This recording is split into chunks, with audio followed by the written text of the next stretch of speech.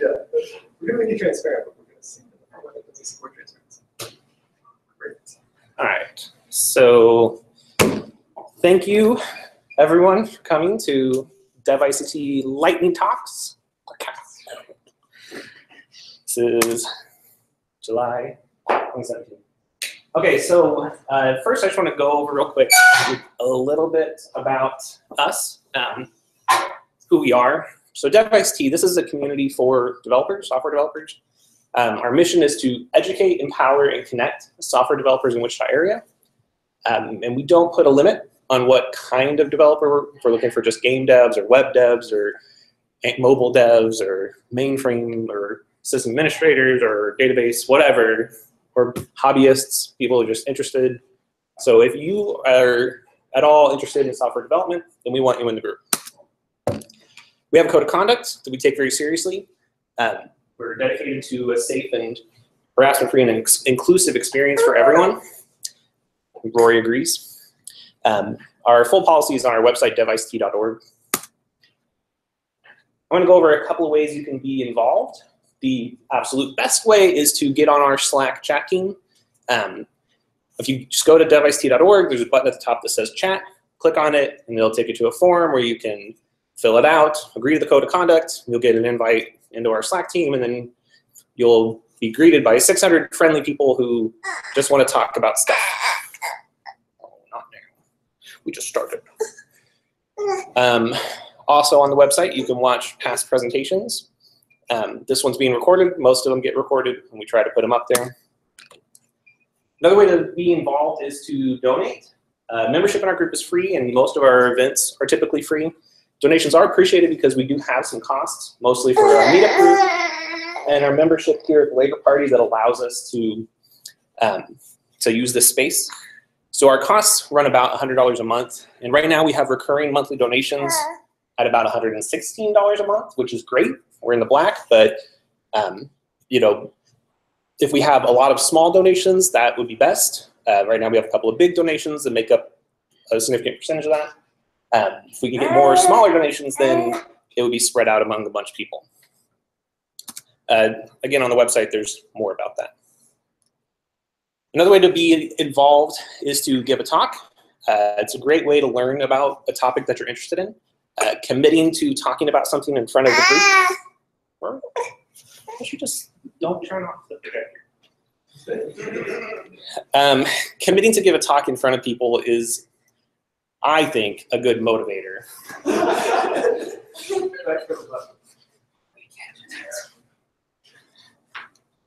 Or could also be practice for presenting at a professional conference. For those on the video, if you haven't noticed already, we've got a baby with us today. He's the official devICT baby right now. We have a mentorship program.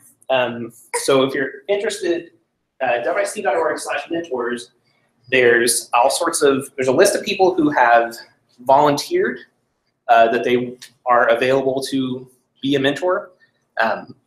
If you go on there, you can search by particular skill like CSS and see who has CSS skills and is willing to help with that. If you want to be a mentor, just let me know, and it's really easy to get your name up on the list. If you want to connect with one of these mentors, their Slack name is on there. Just shoot them a message and say, hey, what's up? Quickly, I want to give some shout outs to our friends, other local organizations. There's MakeICT, Wichita's maker community. This group, devICT, is actually a program that is ran as under the umbrella of MakeICT. They're a great group if you're interested in making anything. Usually it's hardware related stuff. We're kind of like the software thing, but it doesn't have to be tech. It could be, you know, sewing or leatherworking or jewelry making. They have textiles, a lot of different things. There's also Women Who Code, the Wichita chapter. A great group of women. They're interested in software development for women in Wichita, trying to expand the group. Open Wichita. This is where devICT is more education-based, whereas Open Wichita is more project-based. They're using code to try and make Wichita better in some way. WULUG, Wichita State's Linux user group. You don't have to be a Wichita State student to attend.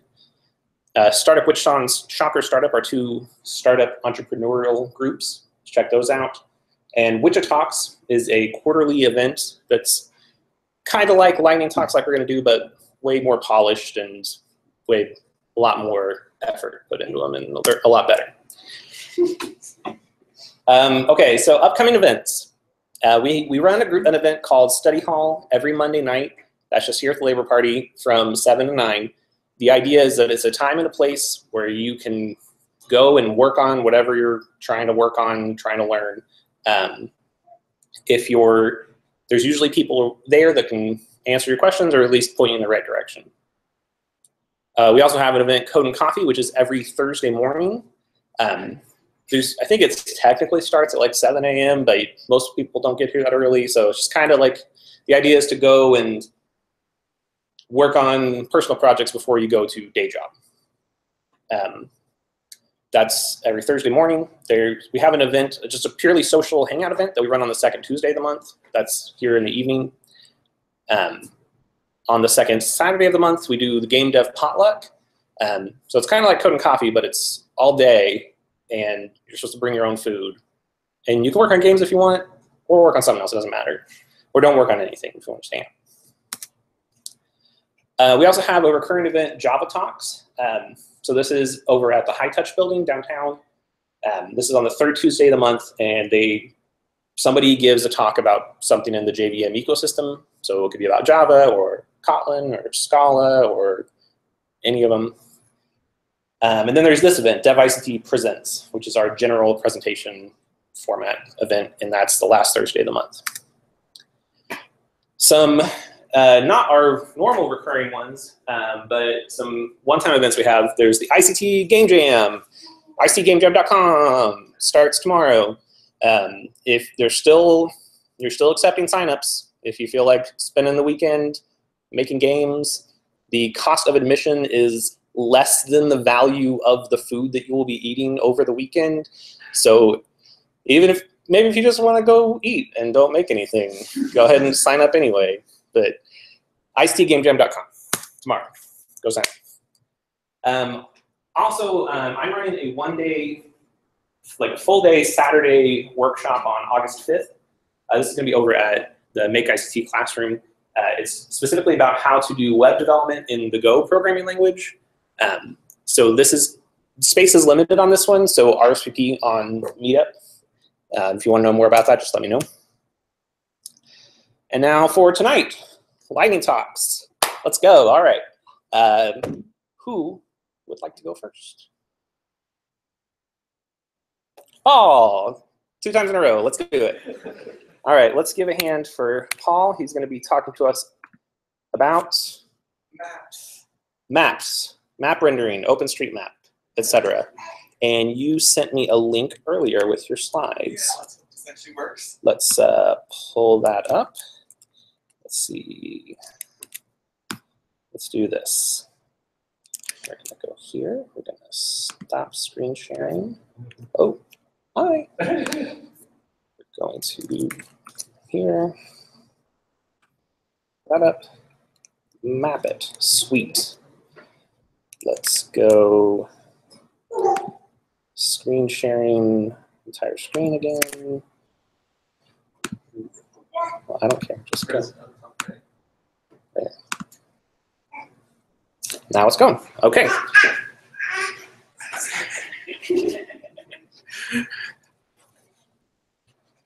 All right. Thank you, Paul. All right. So tonight I'm going to tell you a little bit about making maps. Made me think, I don't know if any of you watched Where in the World is Carmen Sandiego as a child, but as I was making this talk, I kept thinking about this. As you'll see here, you might recognize this. This is Wichita. I rendered this with a style using some software from the company Mapbox to make this, ICT related, I guess. But the first thing I want to talk about is some data sources that you can get access to. OpenStreetMaps is the big data source. If you haven't heard of it, you should check it out. It's basically the Wikipedia of maps. It's got an open source license. Anyone can edit and update it. And unlike when you edit Google Maps, you're not donating your stuff to Google, right? You're you're giving it to this community, where you can then go re-download the entire data set. In a compressed form, it's 35 gigabytes in Google Protocol buffer format, and then you can take that data and uncompress it and do interesting things, which I will show you with. So for people that really aren't interested in rendering something, but you're just wanting a new hobby because you've only got 35 already, this is one more way to be involved. You can map your local community or whatever. I know several people. I know there's a guy in Manhattan who is just crazy about OpenStreetMaps. And if you ever go to OpenStreetMaps and look at Manhattan, Kansas, the level of detail that you'll find there is astounding, because he rides his bike everywhere and does OpenStreetMaps. In Wichita, I'm not really sure. I've done a little bit myself. It seems like there's been a pickup in people tracing buildings and things, but I don't know that there's that strong a community here. So once you've got your data, you want to make a map. Google made the map tile pyramid that you're seeing here very popular when they released Google Maps. Before that, there had been like MapQuest, and you would sit there and they'd like render the screenshot and it'd be really slow. Well, Google said, hey, what if we pre-render all this stuff at all these levels of detail, and as you scroll around, it comes in little images, like 256 by 256 images. And so this happens to actually be an example of what Bing Maps does. These are their syntax for finding which map tile based on an index. There's about 5 different ways that you can do that. There's quad keys and XYZ and ZYX and all sorts of ways. But this is ultimately what you show to your end users if you're going the raster way, is something like this. If you're going vector, you can do a similar thing, only instead of you breaking down into raster images, you're breaking the data down into little segments. So when a viewer zooms into Wichita, you already know what data to grab at that level of detail, and then you're rendering it with some technology like OpenGL. The advantage of vector-based rendering, which has kind of been the new craze, like when Apple came out with their maps on the iPhone to replace Google Maps, and around that time Google Maps came out with it. It was all vector-based, which means you can take the map and spin it, and it looks nice, and there's no aliasing and you infinite zoom. Here is an implementation in Mapbox.gl. They're kind of one of the private companies that really does a lot with open source software in the mapping ecosystem. So I just spun the map around and took it at an angle, and it all looks kind of cool here, right? So vector-based and raster-based are the 2 primary ways that you can show. Each has their pros and cons. Vector tends to be smaller in the data, but it requires a smarter client to render it. The mapping stack that OpenStreetMap uses is quite complex. Here is from their wiki. If you're wanting to just see the basics, it starts right here. So at 35 gigabytes is this planet dump, right? So you can go download that.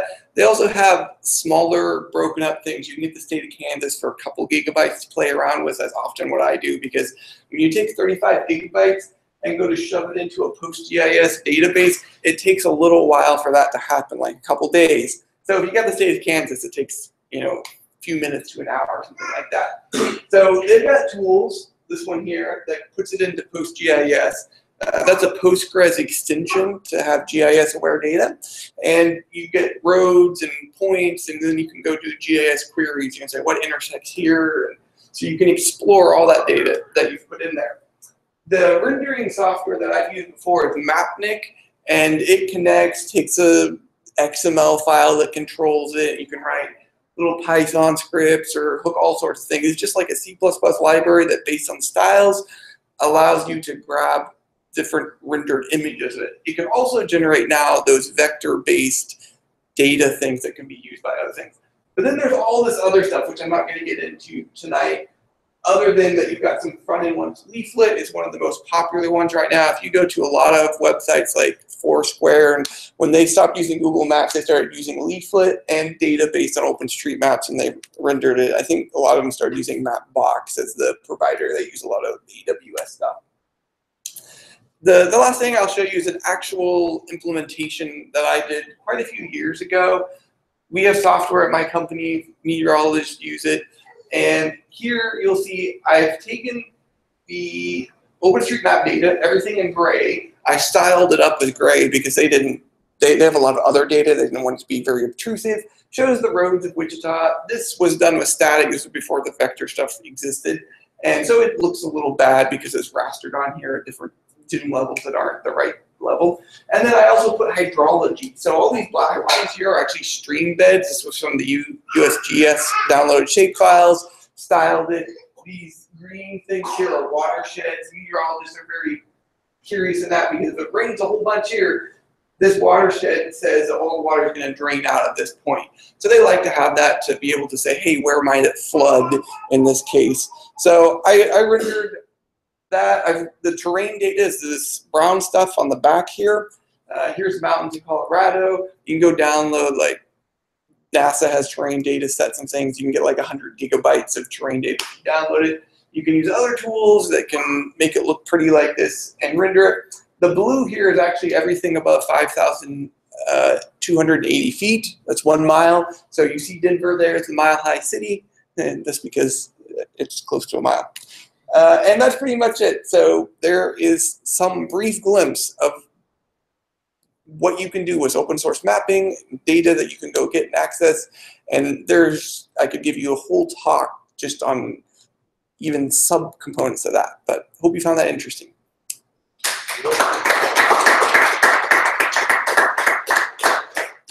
Perfect time. Good job. So I forgot to mention, when you're up here doing your talk, I'll start a timer for 7 minutes, and then I'll kind of just be back there and I'll let you know, like 5 minutes left, 4, 3, 2, 1. And when the alarm goes off, you're done, unless you're already done. Then great. The idea is to kind of just get through a lot of stuff, kind of share a lot of knowledge, and see what we can do. Jet, you want to go next? Yeah, sure. Okay, let's give a hand to Jet Durham talking about graph databases. What do you want me to do?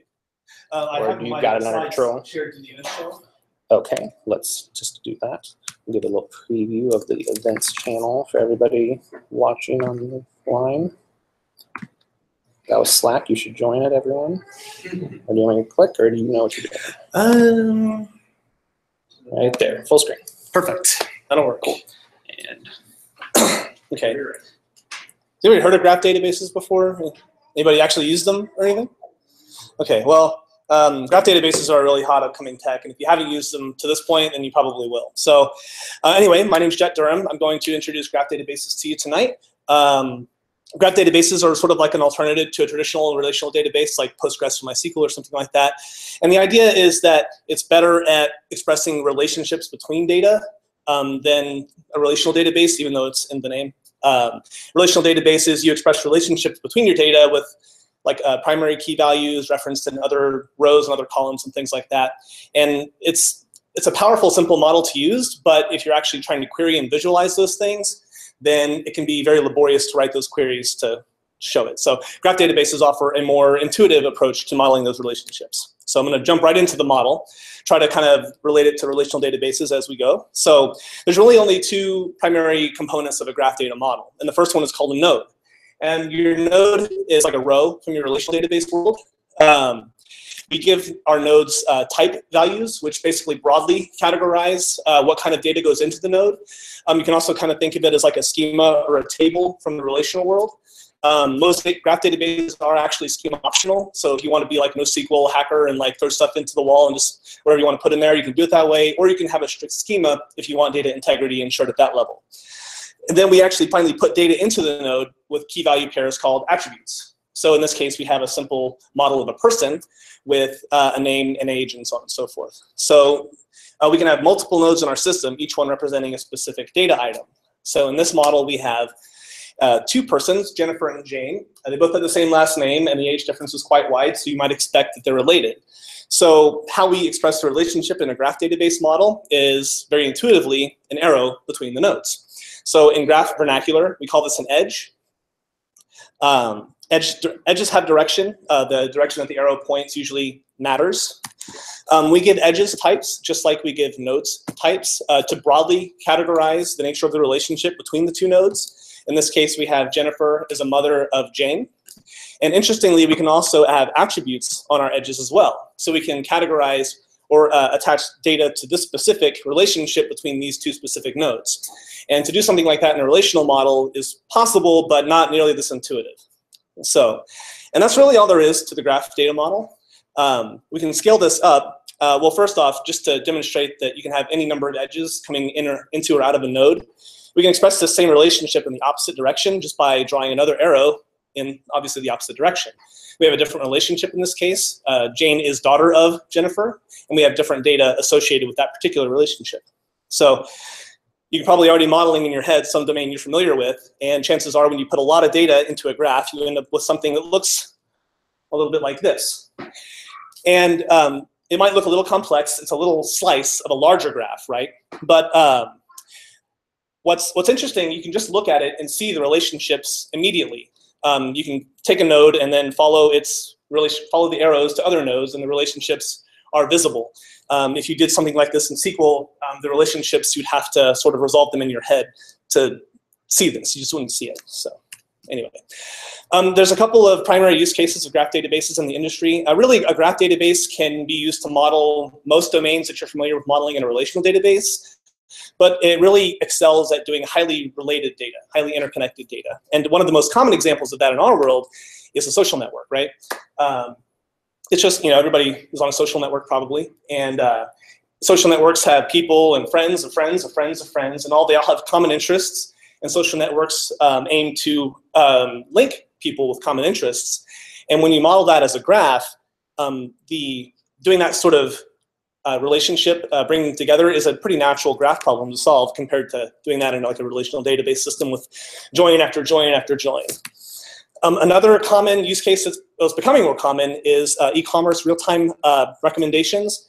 To do a good real-time recommendation is a function of a lot of different pieces of data, like the kind of things that you typically buy, what other people are buying now, what season it is, what time of the day it is. So it just turns into a very natural graph problem to solve. And there's more other common use cases also, but gotta leave something to the imagination. So to wrap up, I want to share with you a couple of the more common, more popular graph database products that you can actually start, if you want to play with it. This kind of gives you a starting point to how you can do that. So I'll go over two of the most popular ones. The first one's Neo4j. And I'll also touch base on OrientDB. Obviously, there are more graph database products out there, but these are the most popular by far. So they both have the common set of features that they share. They both feature the graph model that we just shared directly. There's the technical name for it if you're interested. They both have community and enterprise versions, so you can get started for free right away, just doing stuff. But if you are building a product off of it, the enterprise support is there as well. They're both ACID compliant, which is basically speaks to data integrity at a transactional level inside of your database, and that's really important if you care about that kind of thing for like financial data and stuff. They both have web-based UI panels for actually interacting with the data underneath for rendering the graph. That's actually a picture of what we saw earlier was rendered from the OrientDB console. And of course, you have a driver for any popular language you could want to use. So Neo4j specifically is the more popular of the two. It's been around the longest, so it has a larger community as a result. It does, unfortunately, though, have a proprietary query language called Cypher, which can be a little bit of a learning curve. I think the community edition is missing some key features, and actually the license prohibits commercial use, unfortunately, for the community edition. OrientDB, by contrast, actually only one of its models is a graph model. It can also do document key value and other things like that, so it can be polyglot persistence in one product. I think it has a nicer web UI. The query language for OrientDB is actually SQL, so you can already take what you know now from relational databases and be productive immediately. The Community Edition has those missing features, and the license is permissive on the Community Edition for commercial usage. So that was a lot of information, but if you have any questions, hit me up on Slack. Again, my name is Jet Durham. I'm on Slack, Twitter, and all the good stuff. So anyway, so that's it.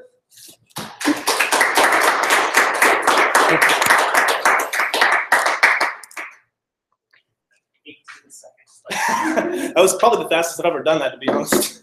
Did you say you had to chop off a lot of slides too? Yeah, I prepared like a 20-minute lightning talk. I'm not very good at this. So I think for our next, we'll have Charlie. And let's give Charlie a hand while he comes on. I would say what you're talking about, but I don't know how to pronounce the name of the thing. Yeah. Do you have any slides or anything you want me to pull up? Or just...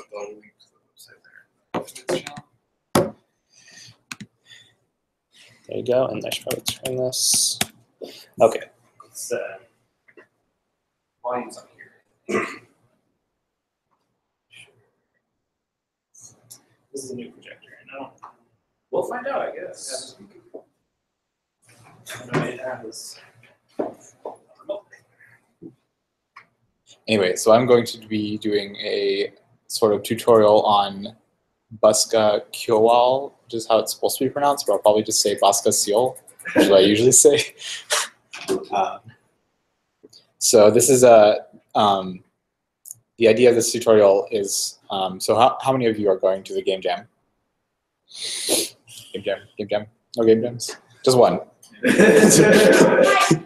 So the idea of this is I use this program whenever I'm making a game jam game, and since I don't know how to make music, I can use this and make some music for a game, and I can kind of get it so that the music is better than not having any music at all. So that's the idea of this tutorial, is how to make music with this program, even if you don't know how to make music. So we'll open up the online version here. So I full screen this.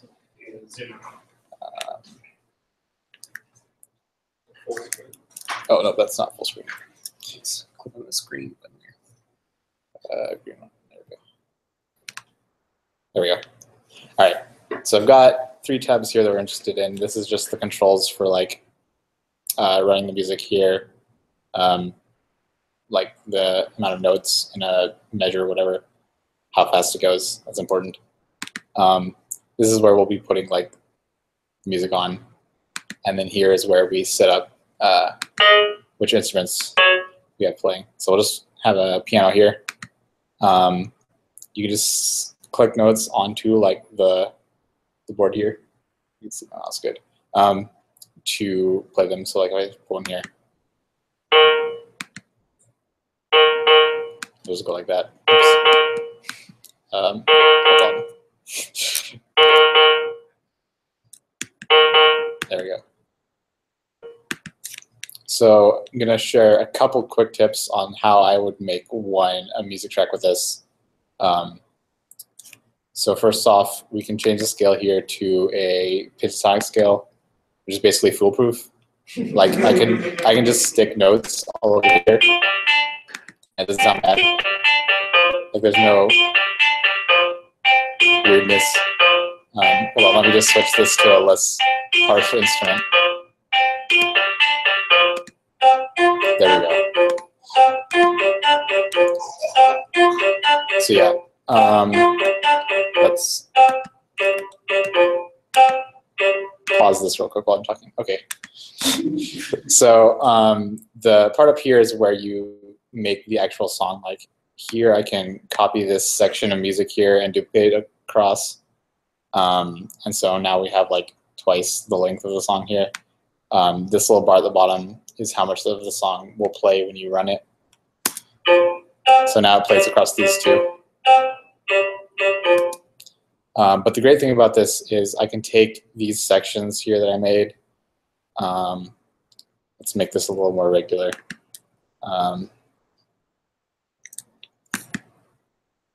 Put some notes and at regular intervals. And then we can go put this twice and then put it a couple more times, lengthen the song, but then shift click on here, and now this is a separate section now. It has a 2 on it. And so we can change this one, and it doesn't affect the other one. So if we play now,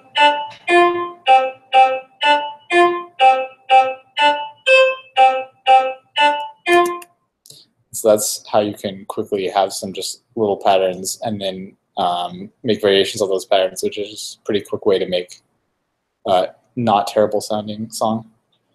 I'm just gonna add another instrument real quick here. I have a drum kit. And then add a new section here. Now at the bottom here we can select which type of instrument. I have to scroll down to the bottom. There we go.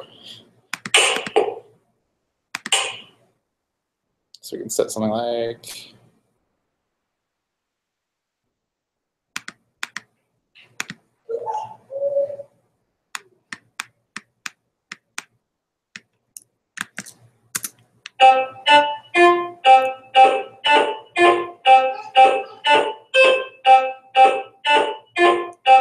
and there we already have something that doesn't sound like someone's just banging on instruments. And so that's pretty much the basics of it. When you use this, you can like change the speed on here and stuff, but you can also how you like actually get a song out of this is you'll go here, you'll export it, which will play through the song and record it as a WAV file as it's playing through. It's kind of like hacky, but it works, I guess. But anyway, so you'll have a WAV file from that. So if you actually want to use it, you probably want to use something like Audacity to convert that to an MP3. But you can also save it as a .ceol file for editing again later in this program. There is a couple other slightly interesting features in here. You can adjust the volume of your instruments and this low fast filter, which I have no idea what it does, but it sounds weird. But the interesting thing about this is you actually have these change over time. If you go like to the developer's website, he tells you how to do it. It's sort of like a hidden feature, but it's interesting. And here's like a tab with a bunch of black magic that I don't know how it works. So yeah, that's pretty much all I wanted to show. That's how you use Buscasule to make music, even if you don't know how to make music.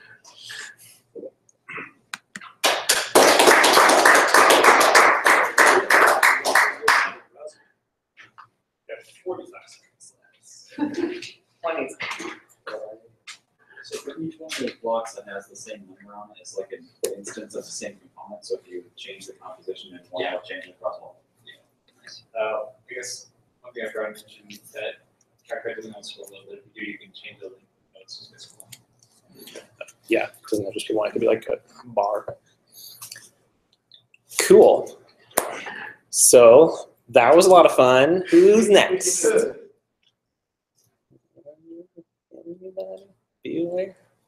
Like, you don't have to have slides. Like you can just show something that you like, a cool thing that you found before that you like, something that works pretty well. Okay, well, I'm gonna show. Yeah, sure, why not? So, Tanner, you're in charge. Dangerous.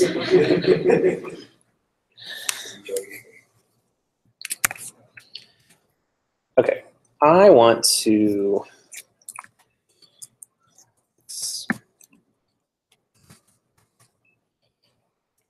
talk about rebasing with Git. Who uses? Oh yeah, I can do it. Who's used Git before? Okay, who's ever done a rebase in Git? Okay, so rebases are one of my favorite things, and a lot of times I think they have this kind of reputation as being like scary or dangerous or difficult or like, so we just don't do it. And I get why. Like, I get why they can be scary, just because it's a destructive change, but they're amazing. So let's make a new project. Cool project. All right, we're gonna make this a repo. We're gonna touch file.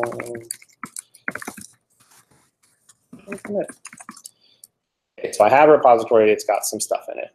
This isn't the important part. Let's do something to it. We're gonna add something to that file, and we're gonna add it again. Date to me. I'm gonna put numbers on these. And then maybe we get some more information. We're gonna add more. Do it one more time. Okay, so like if we look at the README, which has got the date in it 3 times, like nothing special.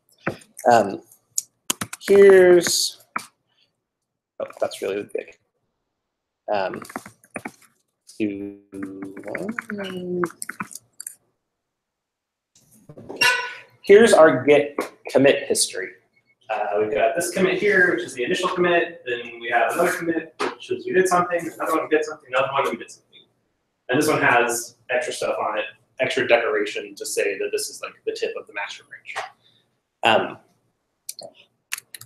So from this point here, call it feature 1. So I'm on a new branch now, and I'm doing some new stuff. I'm going to say file1 dot blah. Hello, this is a file and it's great. This is my new feature. Cool. We're going to add that. So start working on feature 1. Okay, so now if we look at our log again, so we can see like here's the graph. Right now it's just a straight line. We just have like this. Here we go. Master stops here, and then now here in feature 1 we've kind of like diverged and we've done something else. While I'm working on this very difficult, important feature, somebody else comes back to master and they're doing this whole date thing again. Let's see. That. Oops, got to add. Okay. So on the as far as the master branch knows, like now we've like diverged up to this point. So when I go to bring that feature branch in, this might happen through a merge. So if I say git merge, the name of my feature branch, okay, great, yeah, no problem. So it's merged it together. And when we look at the graph, now it's like, okay, we've got commit, commit, commit. And now here they've diverged. And we've got this commit here, we've got this commit over here, and then it comes back together. This is what we call a merge bubble, where it's like you have this extra stuff here, and then you have this extra commit, this merge commit that shows where they came back together. And I want to get rid of these in my projects if I can. In this case, it's like not a big deal. Like you can follow this. This is just like 2 lines. But when you have multiple branches or multiple people working, and you start to get 4, 5, 6, 7 lines, and they're coming back together, it reminds me of this picture that I saw. It's got like 6 or 7 different colored lines, and they all have nodes on it. And it's like, now I can't tell if I'm playing Guitar Hero or if I just messed up my Git history. And it can just be really hard to follow things.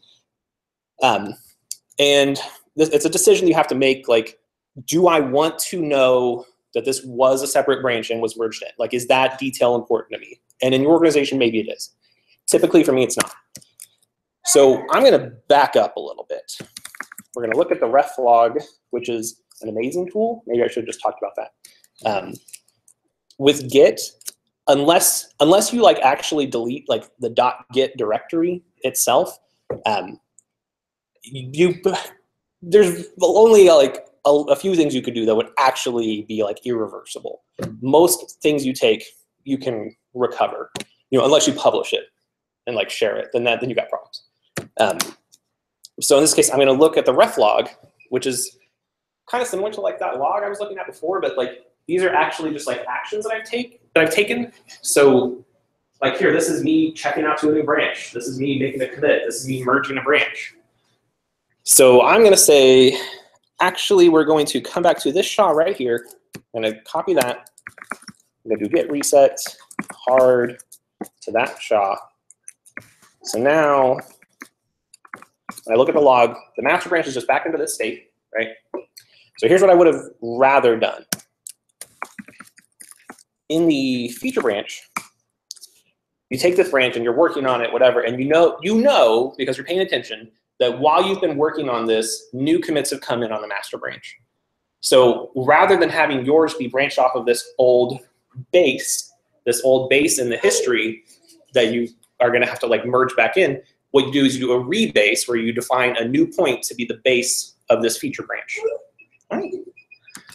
So the command for that is git rebase and then the new base that you want. Like, so in this case, I want the tip of the current master branch to be my new base. Oh. Okay, so now when I look, now on my feature branch, it has moved this around.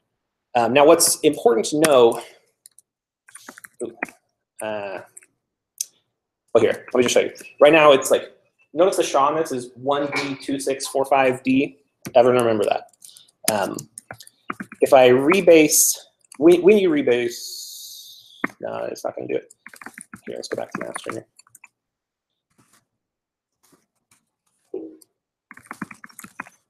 Let's commit 5.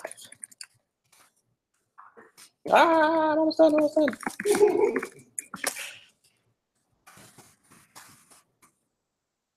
Okay, everybody remember what that SHA was? Okay, now the SHA is new, AE, whatever, and this is a new date and time. So like, I've edited history. Like, this is a destructive change, but because I'm only working on a local branch, like a branch that no one else is depending on, I can do this and it's okay. So now when I merge at into master, I don't have a merge bubble because it just, now it just came in and it's like one, and it's wonderful. And if you do this consistently, then you can keep your git commit history easy to follow. And that's it.